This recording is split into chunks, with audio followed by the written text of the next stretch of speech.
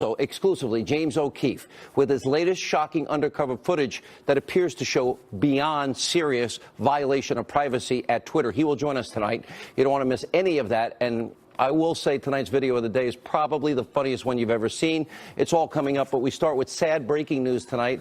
A very disturbing report out of California. They are calling it a house of horrors. Multiple children found starving, chained to beds in a home in Southern California. With the very latest on this horrific developing story, our own Trace Gallagher. This is beyond heartbreaking. You can't even imagine this happens. Yeah, it's horrifying, Sean. It happened in Perris, California, which is in Riverside County, about 70 miles southeast of Los Angeles. Police say they got a 911 call early Sunday morning from a girl who said she'd escaped from her home and that her 12 brothers and sisters were being held captive inside. When authorities first saw the girl, they say because of her emaciated appearance, she looked to be around 10 years old. But she's actually 17. What they found inside the home was even more disturbing. Several children were, quote, shackled to their beds with chains and padlocks in dark and foul-smelling surroundings. Police assumed all 12 found inside were kids, but 7 of them turned out to be adults, ranging in age from 18 to 29. The youngest victim, only 2 years old. According to police, the parents, David and Louise Turpin, couldn't give a logical explanation as to why their children were in this condition. The Turpins were charged with torture and child endangerment, and bail was set at $9 million each. David Turpin's parents told a local news station they are, quote, surprised and shocked at the news. And, of course, Sean, a lot more information yet to come. Trace, do we know the story anything about the neighbors? I mean, did they not know there were that many kids and that many people in the house, and they obviously never saw them? It's a great question. And right now you've got news crews out there and you've got investigators combing the scene. The parents are now in jail, and we're going to find out a lot more about what the neighbors knew, if these kids went to school, and what the people in the community might have known about the family. Clearly they had parents who were very surprised at this, what the rest of the community knew about the kids and the adults, and if they ever finished school. That's still to come. Sean. All right. Thanks, Trace Gallagher. There's evil in our time. We'll have more on that developing story. Also new tonight, Democrats, the left, they are in total freakout mode, and they're actually trying to blame President Trump for Hawaii's missile warning false alarm debacle over the weekend. He had nothing to do with it. Here's what happened. During a shift change Saturday at the Hawaii Emergency Management Agency, one employee was conducting a routine test on the alert system. The employee then accidentally sent this live alert out to everybody's cell phone: ballistic missile threat inbound to Hawaii. Seek immediate shelter. This is not a drill. Now, naturally, it created widespread doomsday panic. Some people were running for shelter. Drivers were abandoning their vehicles. Others desperately calling family and friends. For 38 long minutes until the false alert was corrected, more than 1 million people in Hawaii thought they were in imminent danger and that this, in fact, could be the end. Thankfully, it was not. Now, the employee that sent out the false alarm has been reassigned, and I'm sure that person, according to all reports, feels bad. And I know some people want him fired. I do not. I'm glad that employee did not get fired. It sounds like an accident. Accidents happen. And Hawaii, they are working to try and prevent this kind of egregious error from ever happening again. Now, of course, none of those facts, in fact, matter to the left and, of course, Democrats. You have a Hawaii congressman, Tulsi Gabbard, who literally is trying to blame President Trump. If the dog bites, the beast stings, and you're feeling sad, it's Trump's fault. Take a look. This is the reality that people in Hawaii are facing, that there is a nuclear threat coming from North Korea that could come at any time. This is the reality that our country faces, and why our leaders, why Donald Trump needs to take action, negotiate with North Korea, get rid of this nuclear threat so that this is not something that people of Hawaii, in my home state of this country, have to live with. That this could have been a real threat coming in, and we better take this seriously. We've got to resolve this situation and get rid of this nuclear threat, achieve peace, so that this is not something that we have to live with as a new reality. Okay, you see that, CNN? More fake news. And by the way, the Hollywood left, they're also blaming the president. This is insane. Jim Carrey tweeted out an image of a mushroom cloud and wrote, "I woke up this morning in Hawaii with 10 minutes to live. It was a false alarm, but a real psychic warning. If we allow this one man, Gamora, and his corrupt Republican Congress to continue alienating the world, we are headed for suffering beyond all imagination." Okay, calm down. And Jamie Lee Curtis tweeted, "This Hawaii missile scare is on you, Mr. Trump. The real fear that mothers and fathers and children felt is on you. It is on your arrogance, hubris, narcissism, rage, ego, immaturity, and your unstable idiocy. Shame on your hate-filled self. You did this." Okay, he didn't. Now, pretty unbelievable, but predictable, totally unhinged, and more proof of the left in this country. They will blame the president. If you get stung by a bee, you have a hangover, it's Donald Trump's fault, not yours, not the bee's, even though it's clear he had nothing to do with this. Also tonight, controversy continues to brew over President Trump's alleged immigration comments during an Oval Office meeting. Ed Henry, live from the White House tonight with all the latest details. And Lindsey Graham in a little trouble, I noticed. Ed. Yeah, he's in the middle of this, Sean, no doubt. All of what you just laid out also coming as a growing number of Democrats, led by Congresswoman Maxine Waters, are announcing tonight that they are going to boycott the president's State of the Union address to a joint session of Congress later this month. Congresswoman Frederica Wilson, you see her there, the colorful cowboy hats, who feuded with the president last year, says she'll skip the speech because of what she called, quote, racist and incendiary remarks about Haiti and various African nations. Wilson declaring, quote, "I have no doubts that instead of delivering a message of inclusivity and an agenda that benefits all Americans, President Trump's address will be full of innuendo, empty promises, and lies." That coming before the speech has even been written. Never mind that the president also insists he never said that. Tweeting today, Senator Dickey Durbin totally misrepresented what was said at the DACA meeting. Deals can't get made when there's no trust. Durbin blew DACA and is hurting our military. That from the president. But while two Republican senators in the room, Tom Cotton and David Perdue, suggested yesterday that Durbin did not accurately convey what the president said, another GOP senator, you mentioned him, Lindsey Graham, seemed to take a poke at his fellow Republicans by saying today his own recollection has not evolved like the others, and suggested that he rebuked the president in person for what he said. Interesting, because as the president insisted to reporters over this weekend he's not a racist before he had dinner with House Majority Leader Kevin McCarthy. You see him there in Palm Beach, Florida.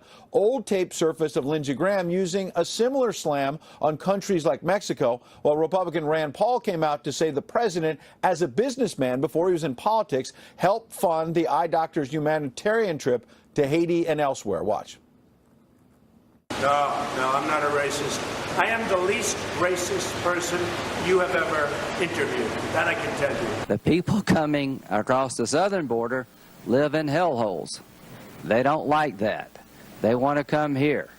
Our problem is we can't have everybody in the world who lives in a hellhole coming to America. I asked for donations before I went on the trip, and one of them was to businessman Donald J. Trump, who not only helped with the trip to Haiti, but also helped with a previous trip that we took to Central America. As all this happens, more and more likely we're going to face a government shutdown. The government runs out of funding Friday at midnight, which means if there's not a budget deal by then, Sean, there'll be a government shutdown on Saturday, the one-year anniversary of the president's inaugural, Sean. All right, 2 points. One, the government never shuts down. Non-essential employees get a furlough, and then they always get paid back. The government really does stay open in spite of what the doom and gloom media says. Sure. By the way, did Rand Paul just say that Donald Trump, who wasn't running for president, cared enough about people from Haiti that he donated money to help in these operations and helped a couple of hundred people? He was an eye doctor before, and still is, obviously, but before he ever entered politics. Rand Paul, known as a doctor, went on these trips. And in fact, he says that Donald Trump, as a businessman, stepped up and funded not just that trip to Haiti, but at least one other trip as well. So these are humanitarian missions that Rand Paul gets credit for, but he's trying to speak out amid this controversy to say the president got involved as well. I haven't heard that on any other newscast. Thank you, Ed Henry. We appreciate it. And all right, without any further ado, it is time for tonight's breaking news, important opening monologue. All right, tonight, evidence of rampant bias among special counsel Robert Mueller's team now emerging. We have been following this. We have new information tonight. Sarah Carter reporting Andrew Weissman met with the Associated Press and journalists. He did it last April to talk about the AP's investigation into Paul Manafort.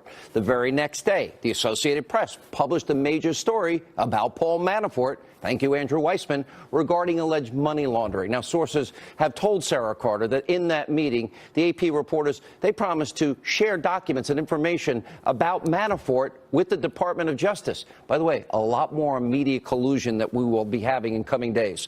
The AP, of course, denying that part of the story. Here's what should be concerning to every American tonight. During the meeting with reporters, Andrew Weissman, the #1 guy appointed by Robert Mueller, the head of the Justice Department's fraud division, and he then later, not long after, joined Mueller's investigation to look into Paul Manafort the next month.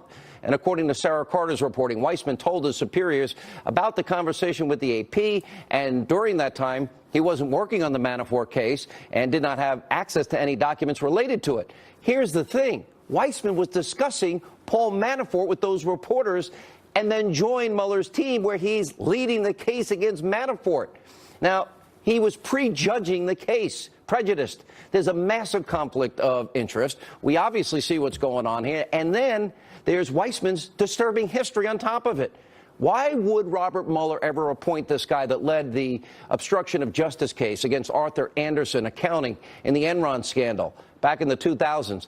Tens of thousands of people lost their jobs. They're out of business. Thank you, Weissman. The Supreme Court overturned a ruling 9-0 in the case. Weissman's job was a mess.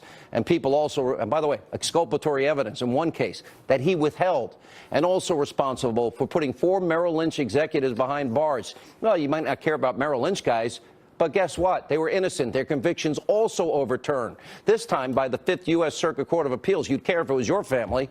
Did Robert Mueller, did he ever bother to check Weissman's history? No, because he already knew it. They're best friends. And Mueller also didn't seem to mind that members of his investigation donated 50 grand to Obama, Clinton, and the DNC, not 1 penny given to Donald Trump.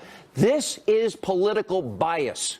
This proves the investigation has been and continues to be a total partisan sham and witch hunt and an embarrassment if you believe in the rule of law.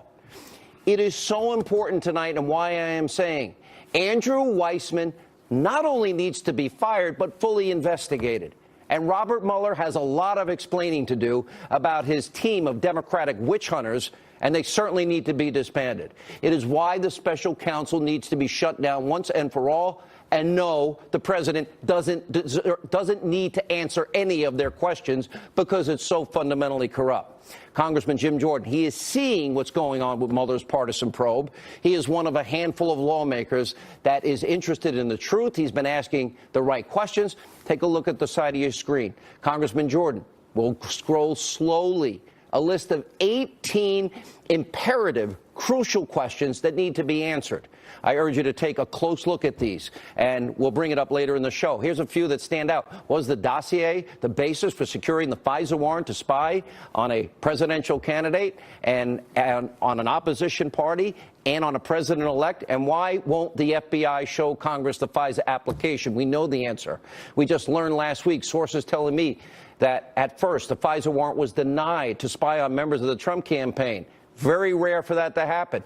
Then the dossier was used to then put it over the top, and they got the FISA warrant. We also need to know, did the FBI validate and corroborate that dossier?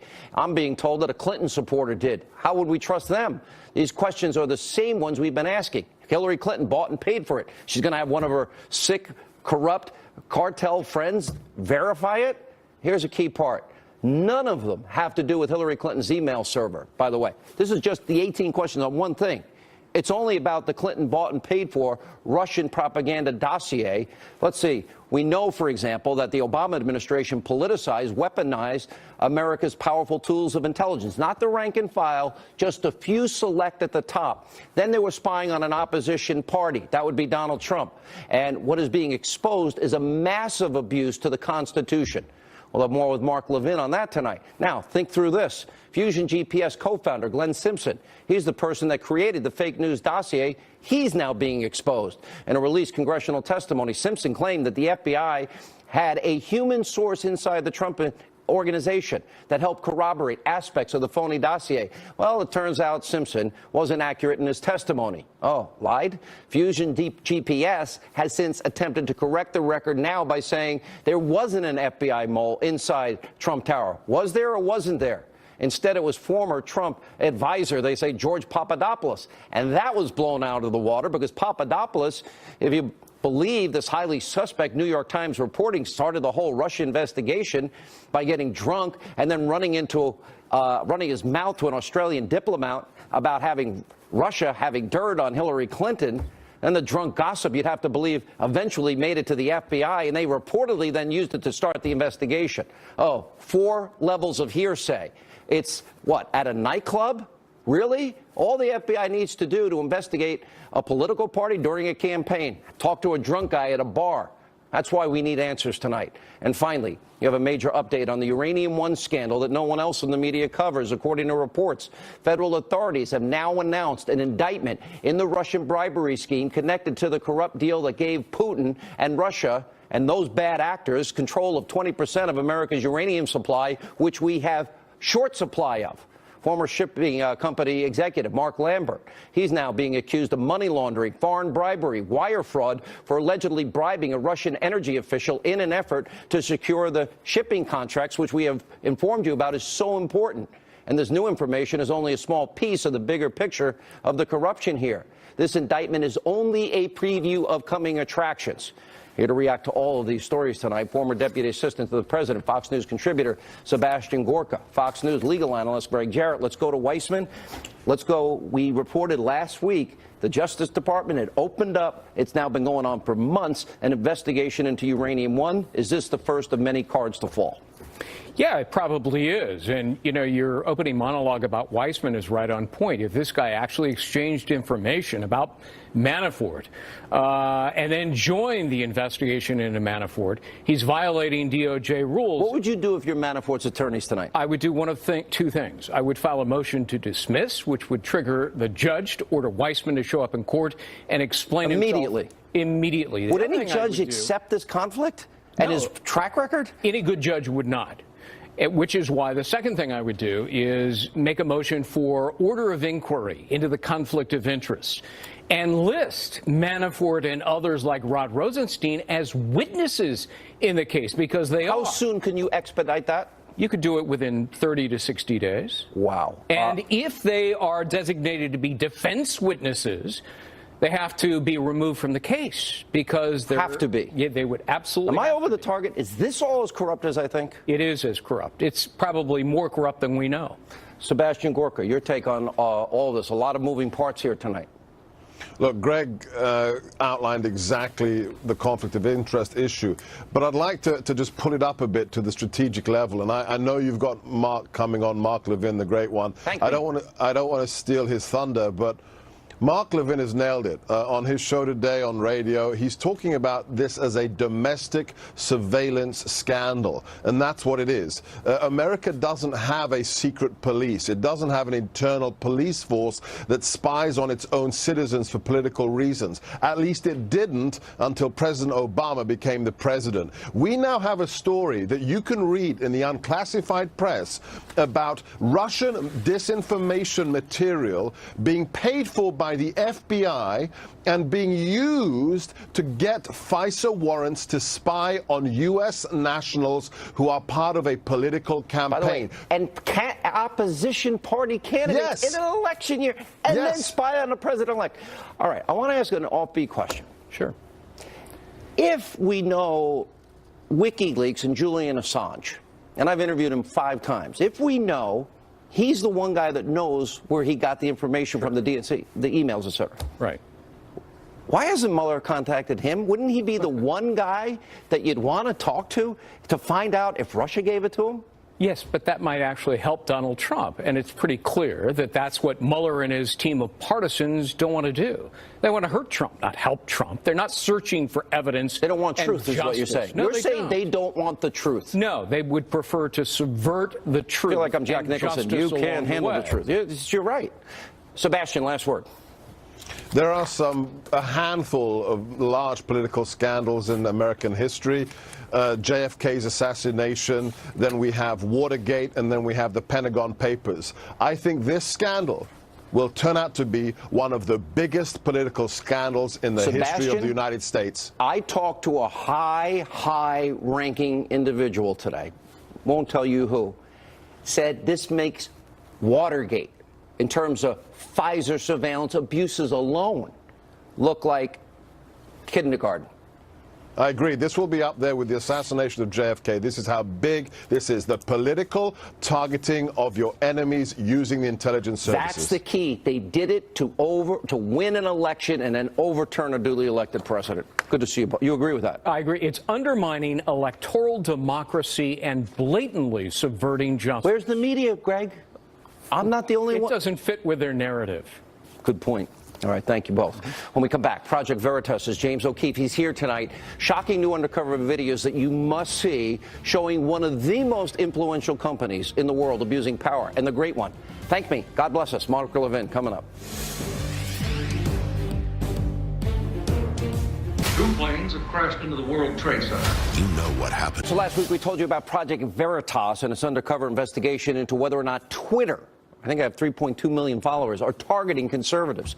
Now, we played you the shocking undercover videos. One showed conversations with two Twitter engineers who explained the tech giant's ability to shadow ban users and how algorithms have been used to disproportionately target conservatives on Twitter accounts. Now, we haven't independently verified, but you get to decide yourself. Here's the video.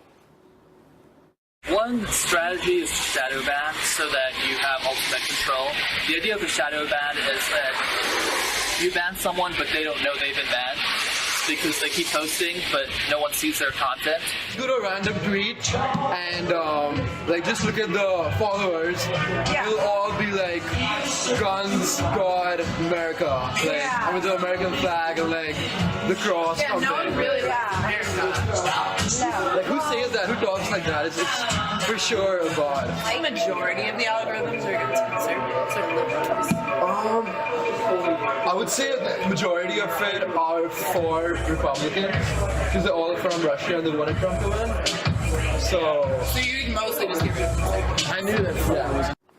Now, at the time, Twitter spokespeople told us, the Fox News Channel and the Hannity Show, the individuals depicted in the video were speaking in a personal capacity, do not represent or speak for Twitter. Now, the spokesperson went on to write that Twitter does not shadow ban users, but does in some cases limit tweet visibility. Sounds like shadow banning, based on the nature of the interaction and the quality of the content. Who decides? Also today, this is beyond shocking. Project Veritas released their most shocking footage showing huge potential privacy abuses at the company. This time, current and former Twitter engineers admitting that employees view everything that you post on your server, including direct messages you think are private, and create a, quote, virtual profile on you, which they sell to advertisers and brag about looking at, like pictures between you and your girlfriend or whatever. Once again, take a look at the footage. You decide. So what happens is like when you like write stuff, when you post pictures online, they never go away. Like they're always on there. Because like even after you send them, people are like analyzing them, they're seeing what you're interested in, they're seeing what you're talking about, and they sell that data. They sell to who? Like advertisers? Advertisers. Wait, you talking about just regular tweets or the DMs? Or both? Everything. Anything you post online. Wow. So even what you think is private, direct message. Yeah, they're analyzing it and selling that. Hey, what? So if I send someone a direct message, y'all are going to look at it to analyze it? A machine's going to look at it. An algorithm will look at it. Why? And they'll make a virtual profile about you. To actually charge advertisers for money, we have to prove it was you, and that's why using like an email address or like a cookie, something that can track you, that's more like it. If you go to Twitter for the first time, we have information about you. Okay. Because like we actually bought a company because of this, like Ads Network. Like when you visit, like, we serve ads for other companies in other people's sites. Okay. So when you go and you see that ad, we get the information that you're this person seeing this ad at this moment, at this location, on this website. Okay. So we already have a lot of information about you. Oh, wow. Yeah. That's scary. Yeah. Like, I mean, what if that fell into the wrong hands? How would you protect people from that? You don't. You don't? There is no way. It is creepy Big Brother. Like creepy Big Brother. I mean, it's like a level of, like, I don't want to say freaks me out, but it disturbs me. You have access to DMs at Twitter? Oh, I do, yeah. Okay. So when people have access to this stuff, they can leak it. It happens. Oh, yeah. And it's a genie out of the bottle kind of thing after that point. Yeah. You know, sure, I could fire him. Heck, I could probably even sue him in some cases. Oh, yeah. But the genie's already out of the bottle. All right, so we reached out to Twitter today for a comment on this new footage. In response, they gave us a link to their privacy policy posted on their website and said we could use the same statement they shared last week with us, that the individuals in the videos were speaking in a personal capacity and do not represent or speak for Twitter. All right, you see this book right here? He's the author of this brand new book, American Pravda. This is an important book. My Fight for Truth in the Era of Fake News. James O'Keefe is with us. Let's start with the videos, and we'll get to the book. Okay, they're talking about shadow banning, yeah, but it's worse. Direct message, there's an expectation of privacy. Yeah, Twitter bills itself as the public town square, and in today's video, they're actually talking about looking at your private, intimate messages between you and your girlfriend, your wife, and they're storing this on a database, and they're sharing these messages, they're laughing at them, they're bragging about ruining relationships with these messages. Like you can bring it to divorce court. That's what they say in the video. These engineers are on tape. I don't know how many people can speak in a personal capacity. It's become widespread now. It's unbelievable. You would think they get fired for these things. Well, now they've learned my MO, so they may be firing them quietly, but that's why it's so important, Sean, that you reach out to them for comment. And it's amazing because we've got 9 different engineers and executives on tape talking about shadow banning or censoring people so your friends can't see the messages. And now they say they have hundreds of engineers that go through private direct messages. That's unbelievable to me. Unbelievable. And there is an expectation of privacy. You know, look, the media hates you. Fair statement?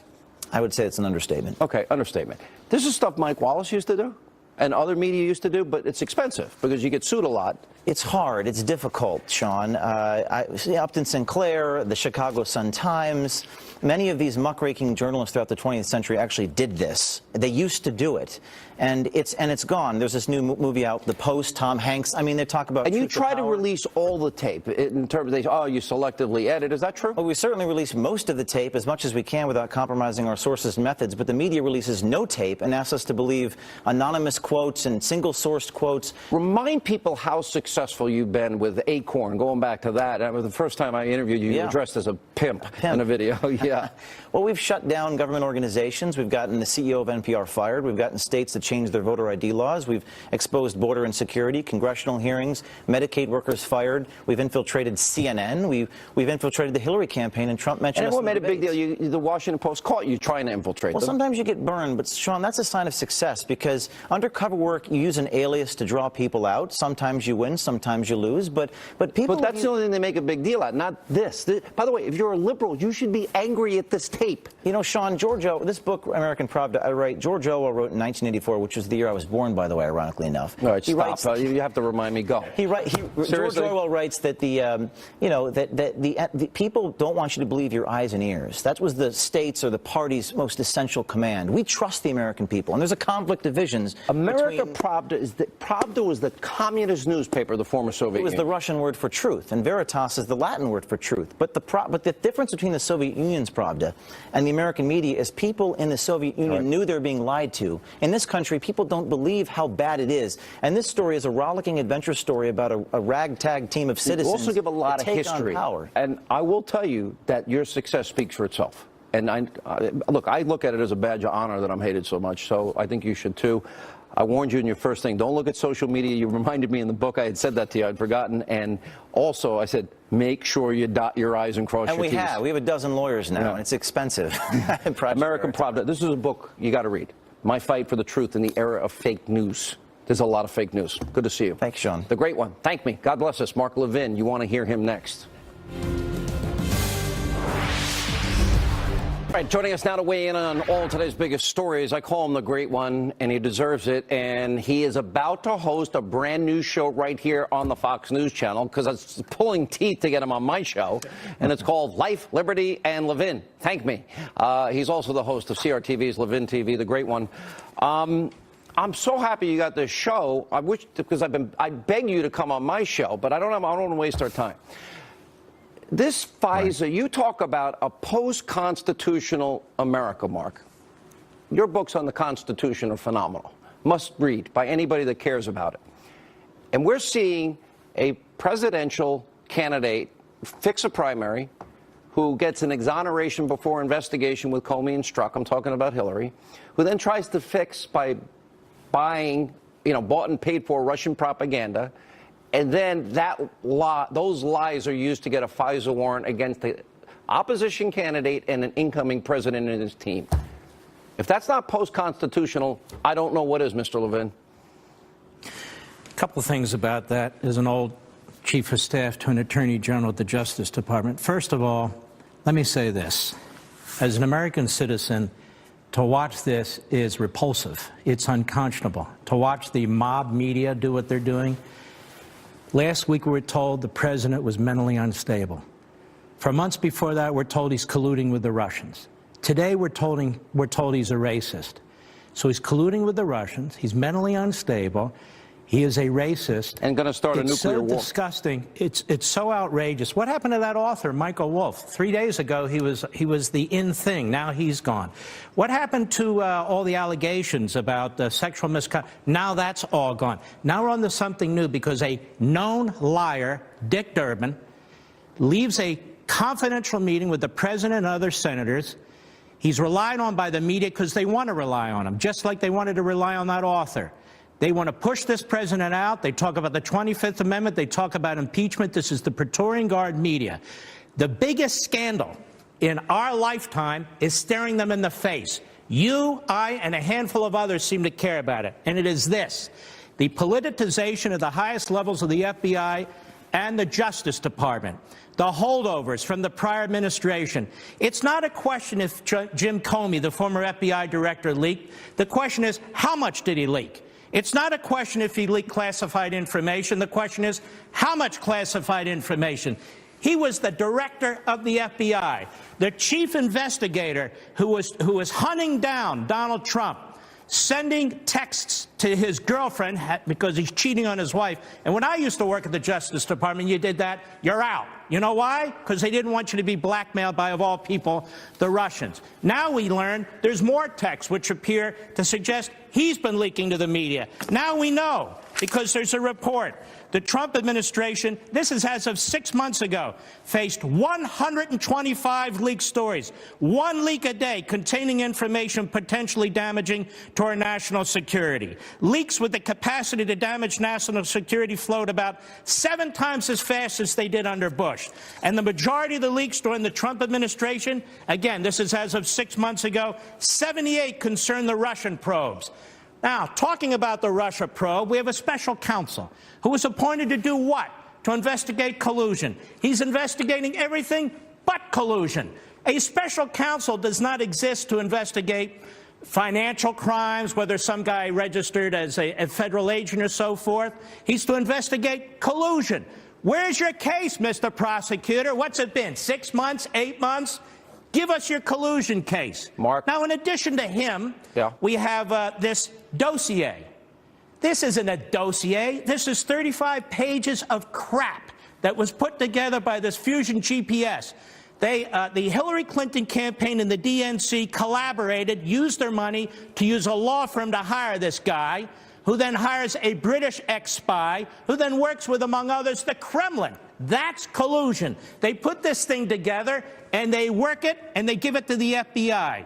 Now, the highest levels of the FBI are very excited to have this. They're even thinking about putting this ex-British spy on their payroll. What do they do with it? I know they used it to get that FISA warrant in part. You know how I know, though, Sean? Why won't the FBI director, or why won't anyone at the Department of Justice, when they're asked, say, no, it wasn't used? Hey, Mark, Rod Rosenstein. Hold on now. Real quick. That does not reveal classified information. Just say, no, we didn't use it. But they won't say it, so they did use it. They absolutely used it. We confirmed last week that they used it. I had one report that said it was what pushed it over the top. Rod Rosenstein went into Speaker Ryan's office, according to my reports, and begged him, oh, please don't make us turn over stuff. Here's my question. It's last question. You have a minute to go.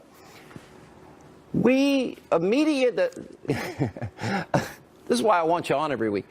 We have a media that, they put Woodward and Bernstein on a pedestal. And by the way, they did work, good work, interesting work, truth.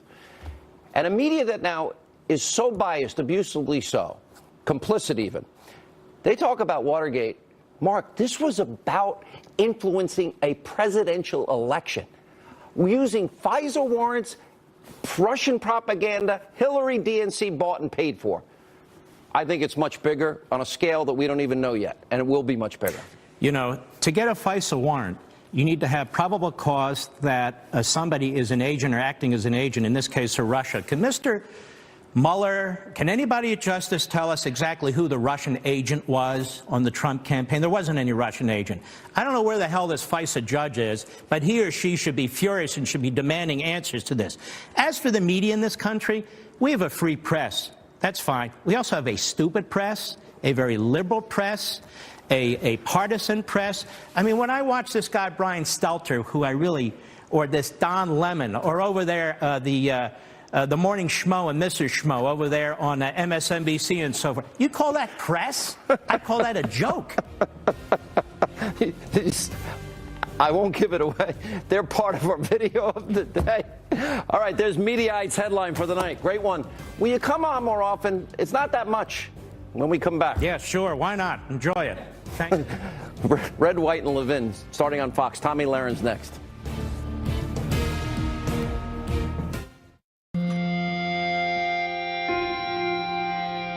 $75 million of us. All right, so last week, Tomi Lahren told us that the people of West Hollywood, California, were not exactly friendly when she asked them about immigration. So Tomi went back to West Hollywood to ask people, well, what their problem is with Fox News and people like me and her. Take a look.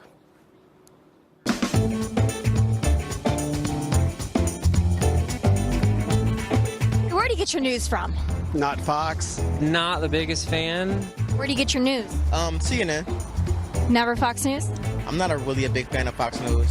I just don't feel like, I guess, they're speaking to me and But here I am with my Fox News group. speaking to you Well, yeah, right well, now. you're speaking to me literally, but as far as their messages, I don't think they're speaking to me and my peers. You walked past me. You said, oh, there's Fox News. So you had a reaction. You saw the mic. What do you think of Fox News? No thoughts. No, you had some thoughts. Yeah. No thought. I mean, I'm not trying to get you here. I really want to know. I tend to get my news from the middle, not real liberal, not real conservative. Have you ever seen my videos on Facebook? I have. What do you think when my videos come across your feed? I give everybody a chance. I'll listen. I respect every opinion, and, you know, love will conquer all. They told me that this place is about love and tolerance and welcoming, but not. Apparently not if you're Republican. That is not the case. So you see me out here, you know who I am. You call me Tammy, that's fine. We'll just put that behind us. Okay. You know, we're gonna move on from that. But you saw me out here with a Fox News mic. What do you think about Fox News? I don't like it, and I don't really like a lot of your anchors. What do you think about Sean Hannity? I think that Sean Hannity is extremely interesting of a person. What do you mean by interesting? I mean, just an interesting person. It's a guy with a lot of inner and outer demons. He's an unfortunate person to have in the news environment. Isn't that weird that the area that's supposed to be loving, tolerant, and welcome to everyone is not loving and tolerant? To the biggest anomaly. You think West Hollywood's an anomaly? Yeah, because they're always talking about love and acceptance, but it's only when your views match their views. Every news source is biased now, and I want to get, there's two sides to every story, and then there's the truth. So if you watch them all, then you can get, you can And put then them you all get, together? you actually get even crazier. I get my comedy from Fox News, and I get my news from comedians. I just want to go back to what you said, though, when you first saw me, you couldn't help yourself. You had to call me Tammy. Do you think that was 100% respectful? I'm sorry if that hurt But your if we're going to feelings. respect each other, I mean, I would never call you someone outside of your name if I didn't even know you. I mean, Well, baristas get my name wrong all the time, so yeah, I mean, they get mine wrong, too, but you deliberately got mine wrong to be me. You're right. I'm sorry about All right. that. We don't have a lot of fans there. Fox News contributor Tomi Lahren. Wait a minute. Did he say I have inner and outer demons? Yeah, I'm not sure. I didn't really hear what your inner or your outward demons were, but they also said that you and I are both problematic. Fox News is problematic, but yet many of them don't watch Fox News, so I think that they're just guessing. I'm not sure, Sean. Did you get anybody that liked us? I didn't see one person that liked us. They couldn't be vocal about it. That's the same thing, though. There are a lot of people, actually, even in West Hollywood, that are supporters of this president, but they wouldn't even dare wear a red baseball cap. Not even a Make America Great Again hat, but even a red baseball cap. They told me that they wouldn't even dare wear that in West Hollywood because the repercussions would be very severe. They wouldn't have any friends. They would be turned away. I got a great idea for next week. Go back to West Hollywood. Sorry. I'm so easy to give assignments here as I sit in the comfort of my studio. You got to go back. And you got to wear a great Make America Great Again hat, and you got to offer them for free to people. That would be great. Are you willing to do that? Oh, I will do it 100%. I am absolutely, you heard it here first. I'm going to go back to West Hollywood. I'm going to do just that. I even have a Trump 45 jersey that I'm going to wear. I think we should do it to celebrate the 1 year of his inauguration. I think that's exactly what we should do, Sean. Let's celebrate 1 year of President Trump, and I will go back to West Hollywood. All right, wait a minute. Now, send it to me. I got to get it signed. You got to get the hat and the jersey signed first. Then we'll send you, and you can say, this is really signed by the president, and see what they do. Or we'll forge his signature just to make fun. We'll tell him the truth after. And then, because we don't have time. And then you can say, would you like a presidential signed cap? And then you can say it's not really signed after they give their response. How's that? I almost sound like fake news CNN. That sounds great. How much extra security are you going to send with me? Okay, we'll work. I'll get you a real one. How's that? We're going to have a lot of fun, Sean. All right, Tommy, great work. Thank you. And we're going to have fun. We appreciate it. When we come back, I would tell you the funniest video of the day we've ever had. It is hilarious. And the Hannity hotline. Straight ahead. America's top critics are raving. Hostiles is one